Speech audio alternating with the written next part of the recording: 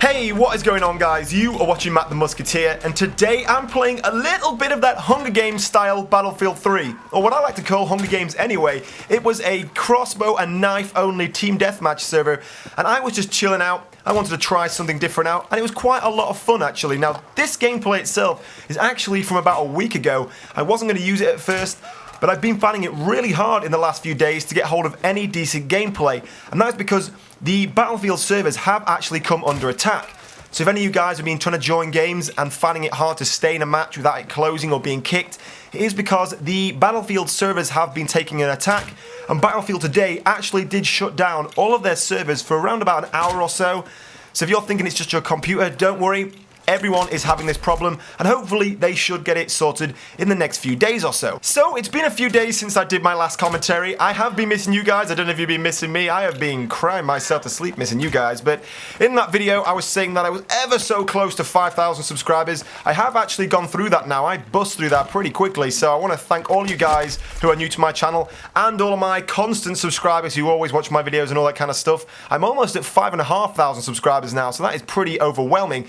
Now, to celebrate 5K, I did do a kind of 5,000 subscriber special video called The Escape, which went up on Monday. If you guys haven't had a chance to check that out, please go check it out.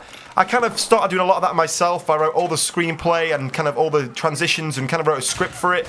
And I did start doing some of the scenes myself, but then I really wasn't pleased with kind of the ability that I had to create a really epic and cinematic video. And that's when I came across the Phantom Cinema, and I loved his work. So between my screenplay and my kind of writing and his kind of the ability to edit and record all of it, I was really pleased with the outcome of my 5K special. So I do want to give a big shout out to the Phantom Cinema for his work and helping him out with that video. Do go check out his channel, and if you haven't had a chance to check out that video yet, I will leave a link to it right there in the top left hand corner, so please go check that out. Now, in other news, Battlefield pretty recently held a poll on their Facebook and Twitter page asking you guys what kind of things you would like to see in Battlefield 4. Now, one of the things on this list was something called Primeval Combat, so that sounds pretty much like Dino Mode to me, so maybe we are going to be seeing a Dino Mode in Battlefield 4.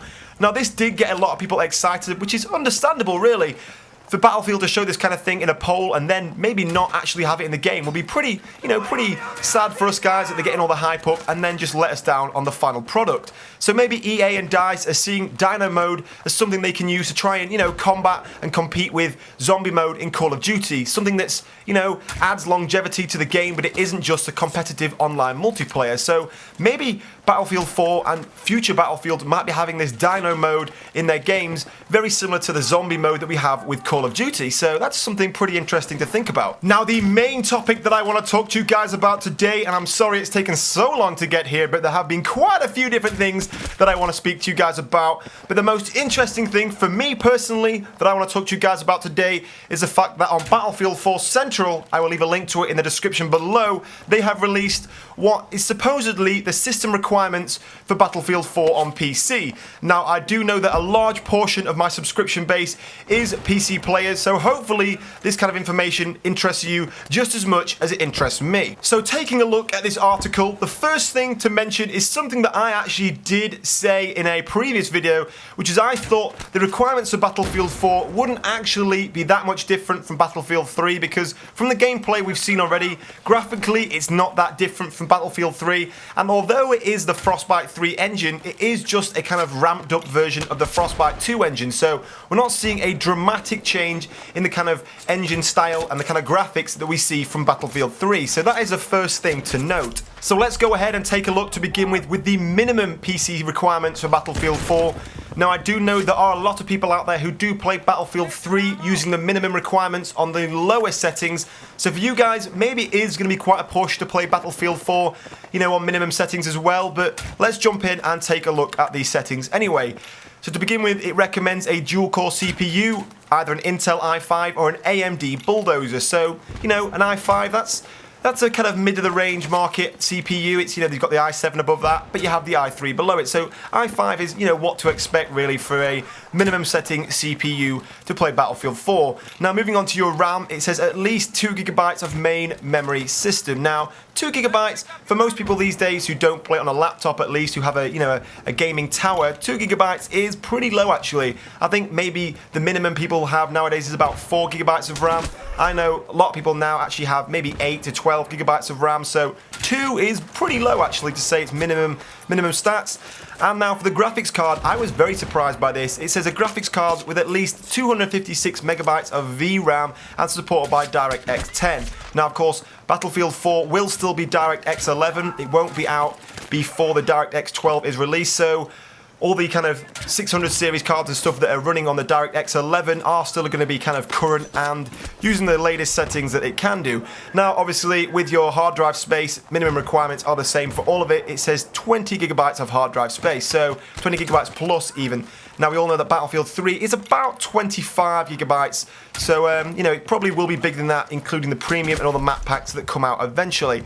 Now, it recommends Windows Vista as the lowest operating system to use for it. So that wraps up the minimum requirements for Battlefield 4, but let's take a look at the more interesting recommended PC requirements for what it calls optimal visual quality and frame rates.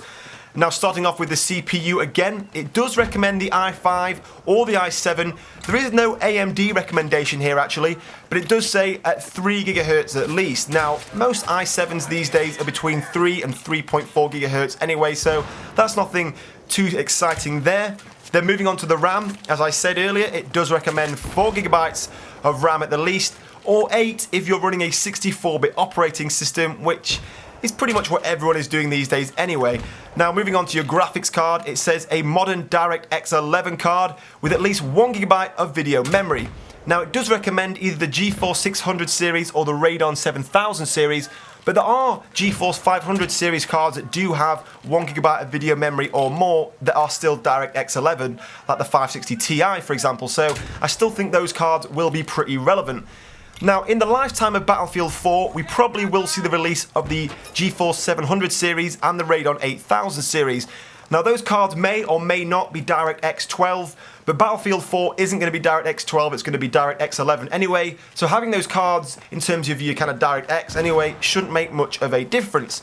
And then once again, it does recommend Windows 7 with a 64-bit operating system, as I said, who doesn't want 64-bit, and then again, 20 gigabytes of hard drive space. So that rounds up all of the requirements for the recommended settings for Battlefield 4. So now I want to hear from you guys. Are they the kind of system requirements you were expecting? Maybe you're a little bit disappointed. Maybe you're a bit worried that you're going to have to go out and buy new bits for your PC. Tell me what your plans are for Battlefield 4, how you're preparing to play Battlefield 4 on your PC. Maybe you're on console, maybe you're just sitting happy, you know, all you want is a new TV. But either way, tell me in the comment section below how you guys are preparing for Battlefield 4. But in the meantime, guys, I hope you've enjoyed this video. Stay tuned for my next one coming pretty soon. Don't forget to like and comment if you did enjoy. But in the meantime, thank you for watching, and I will see you soon.